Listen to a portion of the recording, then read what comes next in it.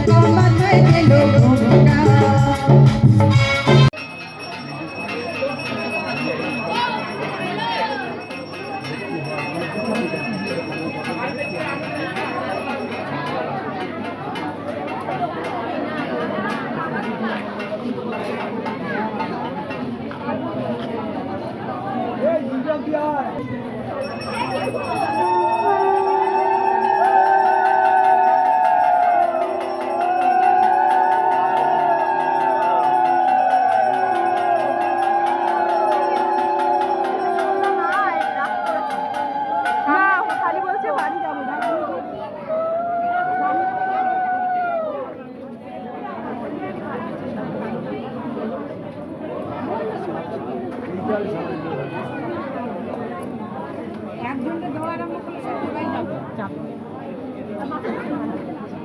তারপরে এদের দেওয়াটা বেরিয়ে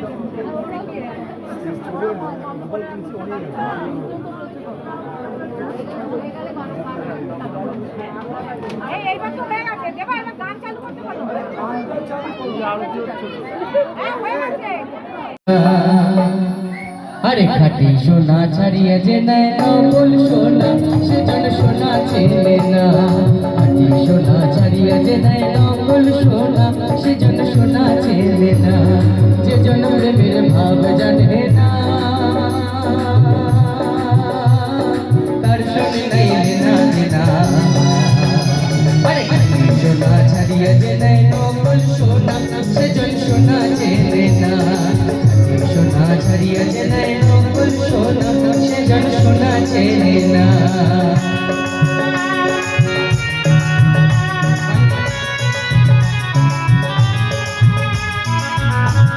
টাকাটাই মানিক পাইল রে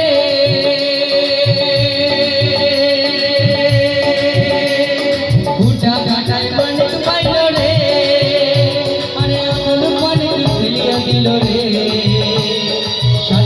ধন মানিক ভালিয়া ও ভাই সাতরা ধন মানিক ভালিয়া কুটা কাটা মন যে মানে না সেজন মানিক চেনে না সেজন প্রেমের ভাব জানে না। 9টার পর হয়ে গেছে, প্রায় 9:30টার কাছাকাছি। এবার প্রত্যেকে গোপাল নিতে চলে এসছে, কিন্তু মনটা ভীষণ খারাপ লাগছে। এত সুন্দর প্রোগ্রামটা, মানে এত সুন্দর পিকনিক হলো গোপালদের, এরা সবাই বাড়ি চলে যাচ্ছে। তো যাওয়ার পথে গোপাল নিয়ে একটা করে মিষ্টি নিয়ে, মানে প্রসাদ নিয়ে আর কি গোপালকে বিদায় দিচ্ছে। তাই সবাই সবার কুপন নিয়ে এদিকে বাঁদিকে লাইন দিয়ে দাঁড়িয়ে আছে। যার যার গোপাল সে বলে দিচ্ছে যে কোথায় কোনগুলো রাখা আছে, তাদেরকে দিয়ে দিচ্ছে, তারা চলে যাচ্ছে। এত ভিড় দেখে দেখো, এত ভিড় লাইন পড়েছে যে আমি বললাম পরেই গোপালটা নেব, আমি একটু দেরি করেই গোপালটা নিয়েছি। এদিকে যারা যারা গোপাল পাচ্ছে তাদের একবার নাচটা দেখো। প্রত্যেকেই গোপাল কোলে নিয়ে আদর করতে চাইছে। এই যে কত সুন্দর লাগছে বড় গোপালটা, সবাই আদর করছে, কোলে নিয়ে নাচ করছে, ছবি তুলছে। সবাই যেহেতু চলে যাবে আর দেখতে পাবে না, আবার সেই আসছে বছর আবার হবে, তাই সবাই একটু নাচের মধ্যে দিয়ে প্রোগ্রামটাকে শেষ করতে চাইছে। এরপর একজন ভালো শিল্পী আসবে, জি বাংলা থেকে হৃদয় বলে, আমি কখনো দেখিনি, তাকে দেখব, তারপরে যাব। যেহেতু একটু ফাঁকা হবে তারপরে আমি যাব, এত ভিড়ের মধ্যে আমি গোপাল নিয়ে আসতে পারবো না, ওই জন্য তুমি যাহা বলে করো নাই প্রকাশ, অপ্রকাশ তার কাছে কি যে সর্বনাশ।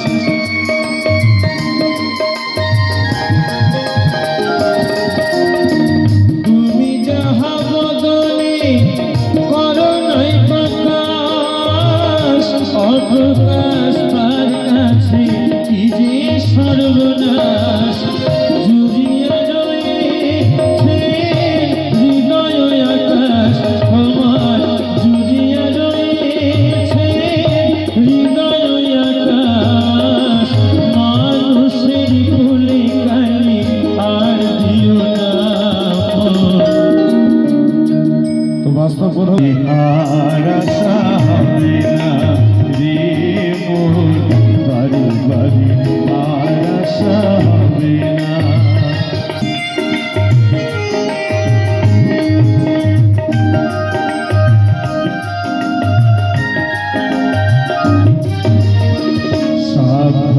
এবার আমি লাইনে দাঁড়িয়ে আছি পেছনে। তো সোনাকে বললাম, সোনা একটুখানি মুখ থেকে হাতটা সরাও, আমি একটু ভিডিও করি। তো মুখটা একবার দেখো, আমার খুব হাসি পাচ্ছিল ওর মুখটা দেখে।